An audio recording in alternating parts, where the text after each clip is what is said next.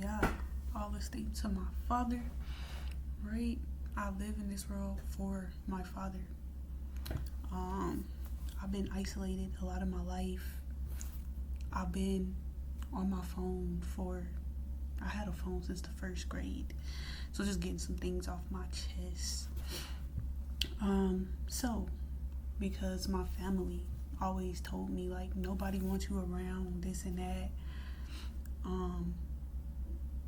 And so primarily the last 2 years before, so from 2017 to 2019, I left. I did end up coming back in 2022, and I was trying to get my daughter after being kidnapped. Was telling me this stuff. So I was like, okay, bet, right? If y'all don't want me around, I'm not going to stick around. And so the Most High had blessed me to meet London, and we were supposed to be getting an apartment together. We had been talking for 3 months. I was supposed to be coming out 3 months later, but ended up having to come early because my sister jumped me. And so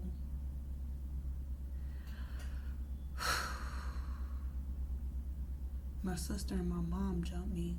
I did not hit my mom because I was raised I was very respectful until that time. And then that time I still did not. That was the second time my mom jumped me, and I did not put my hands on her. I still would not put my hands on my mom. I always tell her she gonna die just so I can fuck with her head because of how she is. Because of how she is to me. She jumped me twice, and I still have not put my hands on her.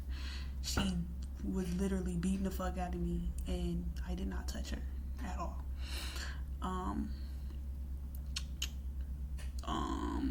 And that completely was out of the respect I was raised with. I was always a very good kid. So yeah. And my mom always be like, oh, this should be us. Like, she treats me really bad, and then tries to make me want her time, which really just made me like, bitch, fuck you. Like, I don't really want to be around you. I'm not going to put my hands on you. Yes, I'm going to always tell you that. I mean, no, I'm not always going to tell her that. But yeah, I was telling her that she could die. I was trying to will that shit to happen. But, no. And that's only because of they put my kids in it. Definitely choose my kids over my mom. My mom was upset because she wanted to be catered to and felt that, and she wanted to do whatever she wanted with my children and felt like we should worship her. No, bitch. Y'all abused me my entire life, and I'm grown now. Was 52 years old. That's not old. Nobody's about to take care of you. I got fucked up in the military too. Okay, so you're not old. I'm not about to be your care provider. I don't want to live with you, don't want to be around you. I'm just barely starting to live my life. So my family, did that, isolated me, told me nobody wanted me around, so bet I was not going to be around. But they isolated me my whole life from being able to communicate. Like, my mom used to lock me in the closet and tell me demons and stuff was going to get me. My mom and her friend, and they just thought that was so hilarious. But it was really demons and shit up in there. Because it was.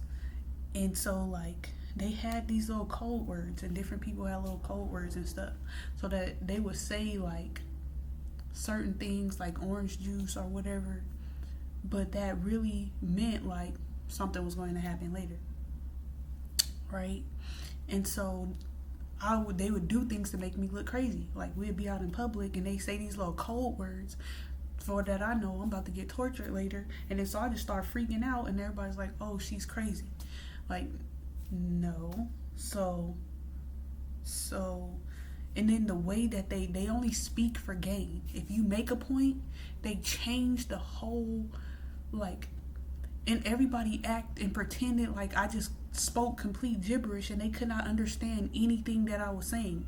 It wasn't until I got with London, that she like, no, you make clear sense, and like I can clearly hear that I make clear sense now. But growing up in that, like everybody just act like everything that came out of my mouth was the dumbest shit ever, and nobody could understand me while they was raping and beating and abusing me, and all of that stuff. So then from that, it had been a year that Erica had been on my timeline. That was just a natural pull. And then I started to take into, because I was doing my self recovery. And then the next year, I started to pay attention to what I was paying attention to. And so seeing how it's impacted my life, what needs to stay, what needs to go. And I was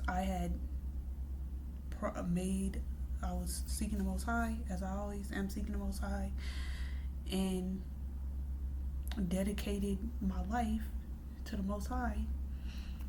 And also relationship with Erica, before I even talked to her whatsoever. And the next day, that's when she messaged me or called me. I don't remember exactly how that went, but it happened like the next day after I made an oath to the Most High, and I was feeling like I was alone in that time period, and I was freaking out because my family was doing me the way that they were doing me, and I thought I had nobody in the world. And like, I mean, I have my angels, I got the Most High, I kind of, so that was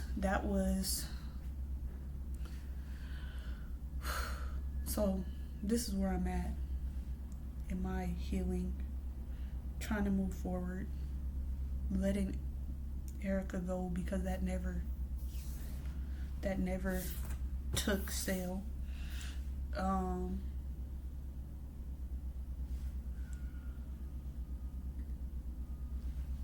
Ooh, chills a little bit. I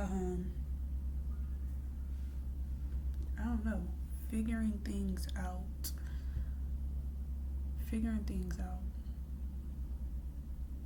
I can communicate enough now, and I'm sure in myself now, and I know that people can understand me now. I